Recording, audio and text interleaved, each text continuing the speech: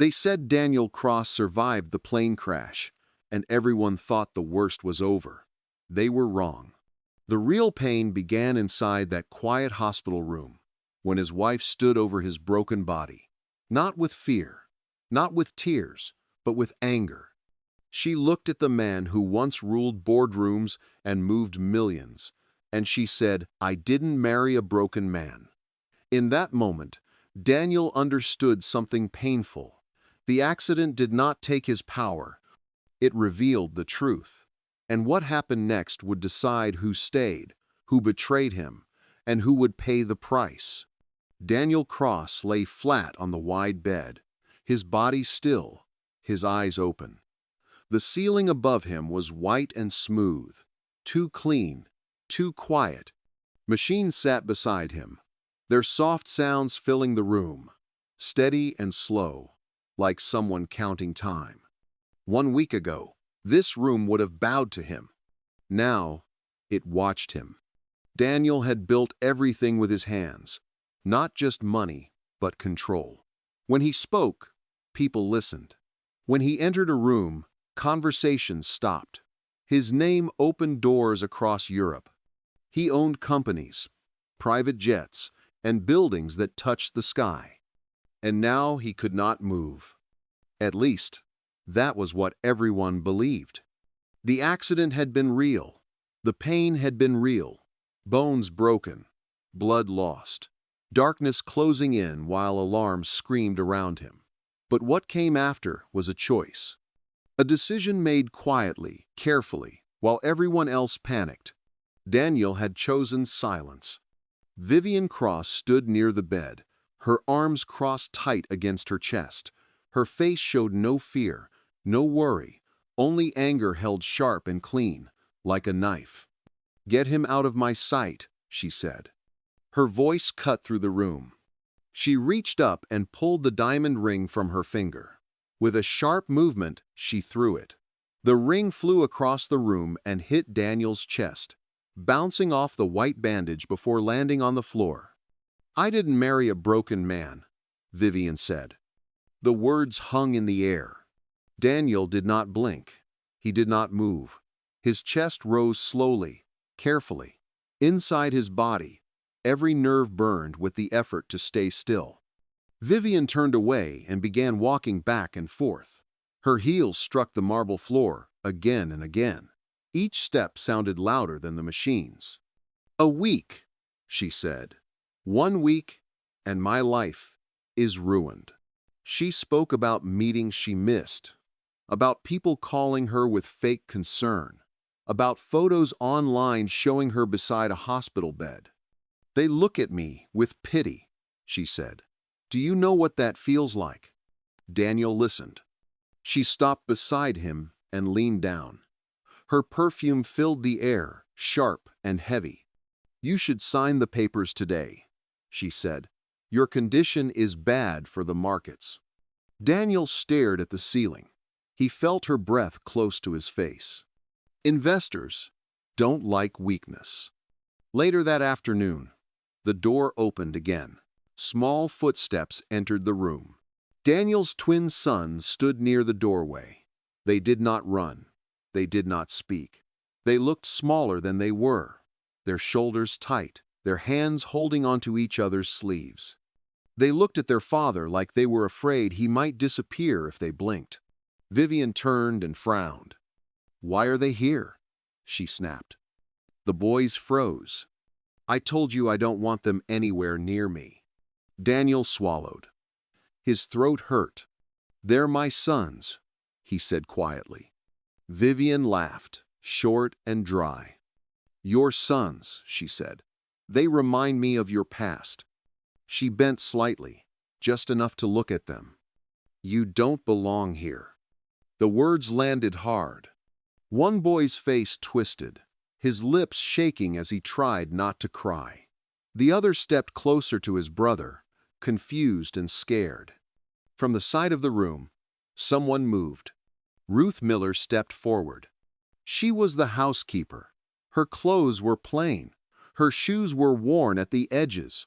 Her hands were steady as she placed herself between Vivian and the children. She rested a hand on each small shoulder. "Please," Ruth said quietly. "They're scared." Vivian turned slowly.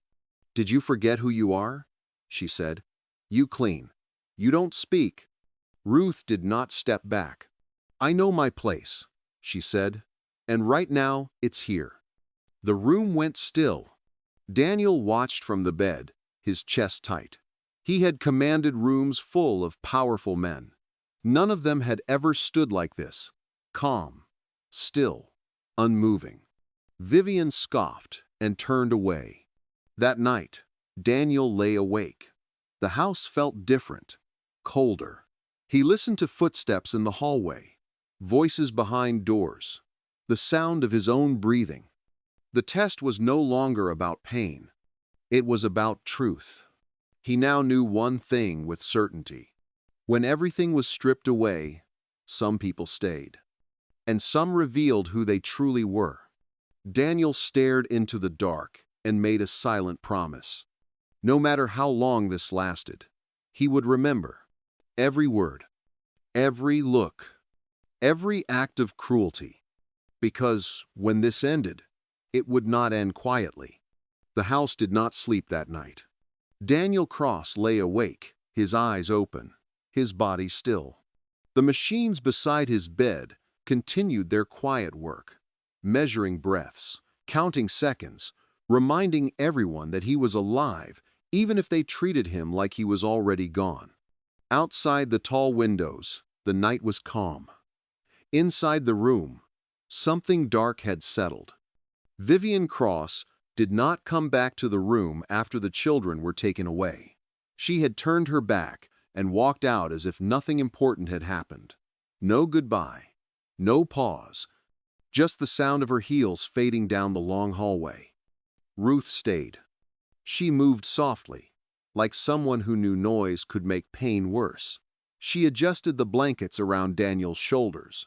She checked the machines without touching anything she was not allowed to touch. When she was done, she sat in the chair near the bed, her hands folded in her lap. The twins slept in the next room. Ruth had stayed with them until their breathing slowed and their bodies relaxed. Children did not forget fear easily, but they slept better knowing someone was near. Daniel watched Ruth from the corner of his eye.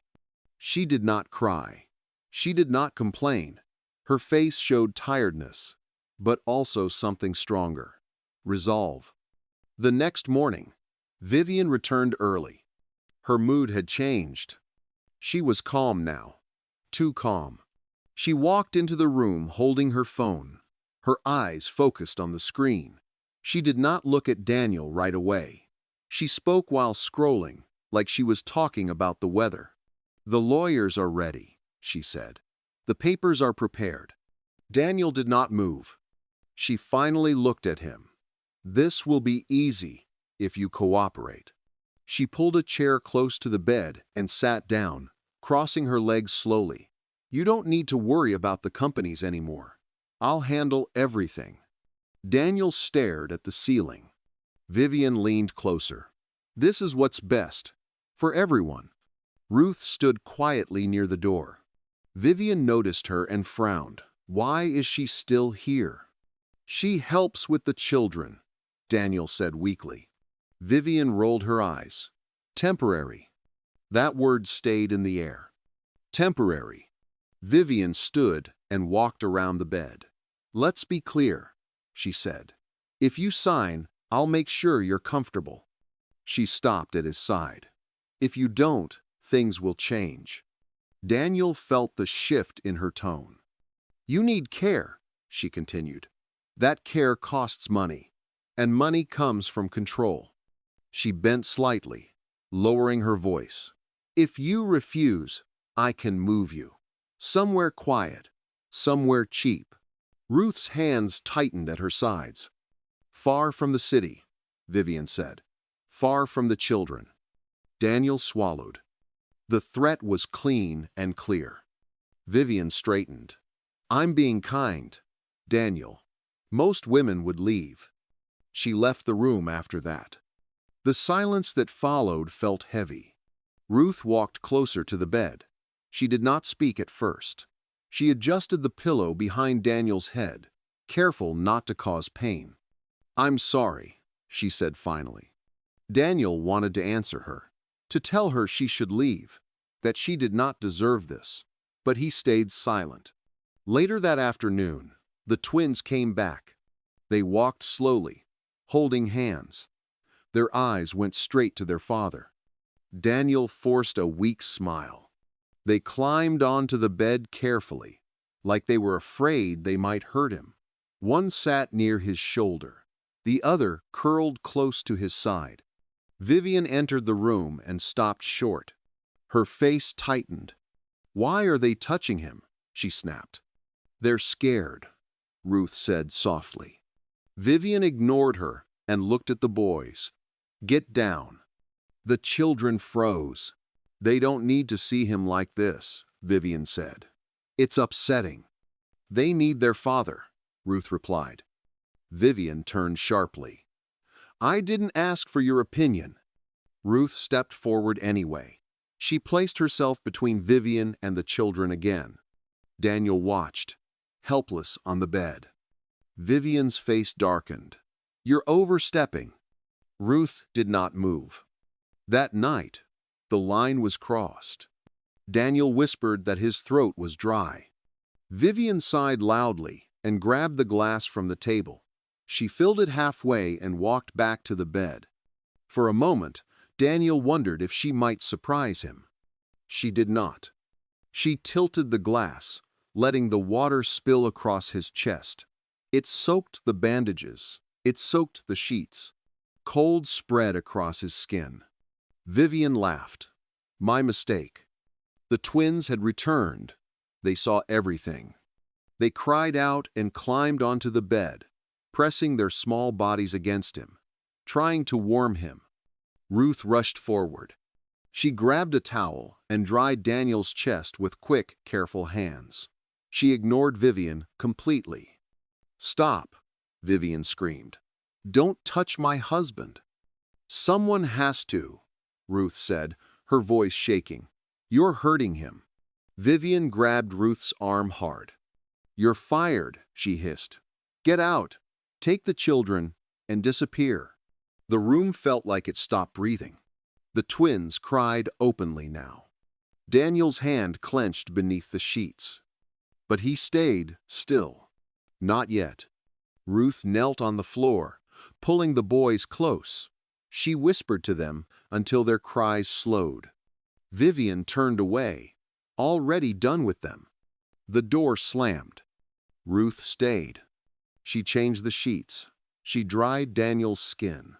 She tucked the blankets back around him like it was the most natural thing in the world. "I'm sorry," Daniel whispered. Ruth shook her head.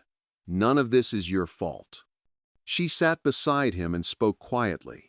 "If she makes me leave, I have a little money. Not much, but enough for a small room." Daniel looked at her. "You and the boys could come with me," she said quickly. "It won't be easy, but I won't leave you alone." Daniel felt something break open inside him. This woman had nothing to gain, and yet she offered everything. That night, Daniel understood something clearly. The lie was painful, but the truth it revealed was priceless. And the morning would decide everything. Morning arrived quietly. Light slipped through the tall windows and spread across the room, touching the floor, the walls, the bed. The house looked the same as always, clean, rich, calm. But inside, everything had already changed. Daniel Cross had not slept. His body stayed still, just as it had for days, but his mind was clear. Every word Vivian had spoken, every insult, every threat. He remembered all of it. He remembered the fear in his son's eyes. He remembered Ruth, standing between cruelty and innocence without asking for anything in return. The lie had done its work. Now came the cost. Ruth sat near the bed, one of the twins asleep against her side, the other holding her hand. She hummed softly, not a song, just a sound to keep them calm. She had packed nothing. She was ready to leave with nothing if that was what it took. Vivian entered the room shortly after sunrise. She looked pleased. Her hair was perfect, her clothes pressed and expensive. She carried a folder under her arm and confidence on her face. This was the ending she believed she had planned. Behind her walked a man in a dark suit, the notary. "Good morning," Vivian said. "Let's finish this." She placed the folder on the table and opened it, spreading the papers out neatly. "Once this is signed, everything becomes simple." She did not look at the children. She did not look at Ruth. Her eyes stayed on Daniel. "Just a signature," she said. "Then we all move on." Daniel breathed slowly. Vivian nodded to the notary. "Read it." The man began speaking, his voice flat, professional. Words about control, about authority, about transferring power. Daniel listened. When the reading ended, Vivian picked up the pen and placed it gently into Daniel's hand. His fingers closed around it. She smiled. "Go on," she said. Daniel waited. The room felt tight. Even the machine seemed quieter. Ruth looked at him, worry in her eyes, but also trust. She did not ask. She did not beg. Daniel let out a slow breath. Then he moved. His fingers tightened. His arm lifted. Vivian's smile froze. Daniel swung his legs over the side of the bed. The pen fell to the floor. "What are you doing?" Vivian said sharply. Daniel placed his feet on the marble floor. Slowly, carefully, he stood. The sound of it echoed through the room. Vivian stepped back. "This isn't funny." Daniel straightened his back. "I know," he said clearly. The notary stared. Ruth covered her mouth. The children looked up, confused, then amazed. Daniel took one step forward, then another. Vivian's face drained of color. "You can't," she whispered. "You can't." "I can," Daniel said. He walked, not fast, not dramatic, just steady. Real. "You lied," Vivian said, her voice breaking. "You tricked me." "No," Daniel replied calmly. "I waited." The notary cleared his throat. "Mr. Cross, should I—" "You should leave," Daniel said, "and take the papers with you." Vivian spun toward Ruth. "You knew." Ruth shook her head. "No, I didn't." Daniel looked at Ruth. She didn't know. Vivian laughed, sharp and empty. "So this was a game? You let me humiliate you?" "I let you reveal yourself," Daniel said. Security entered the room, responding to a silent signal Daniel had already arranged days ago. Vivian turned, panic rising. "You can't do this. I'm your wife." Daniel looked at her for a long moment. "You stopped being that when you chose cruelty." Security escorted her out as she screamed threats that no one listened to anymore. The room fell quiet again. Daniel knelt in front of his sons. He opened his arms. They ran into him. He held them tight. Ruth stood back, tears on her face. Daniel turned to her. "You stayed," he said. She nodded. "Someone had to." "You protected my children," he continued. "You protected me." She looked down. It was the right thing. Daniel shook his head slowly. It was a brave thing. Days later, the house felt different. Vivian was gone. The lawyers handled the rest. Daniel's power returned, but it no longer felt heavy. It felt focused. Ruth and the boys stayed. Not as guests. As family. Daniel offered Ruth a future, but not one built on money or titles. He offered safety, respect, choice. She accepted, not because of what he owned, but because of who he had become.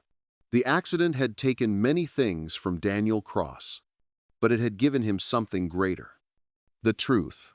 And that truth changed everything. Dear viewers, this story is not just about a billionaire or a housekeeper. It is about what people become when power disappears. When money is gone, when strength fades, when there is nothing left to gain, some people walk away, and others choose to stay. Pay attention to who stands beside you in your weakest moments, not your strongest, because those are the people who truly matter. If this story touched your heart, please like this video, share it with someone who needs to hear it, and subscribe for more stories that remind us what loyalty, courage, and humanity really mean. Also, tell us in the comments where you are watching from and what lesson you learned from this story. Your support helps us keep telling stories that matter.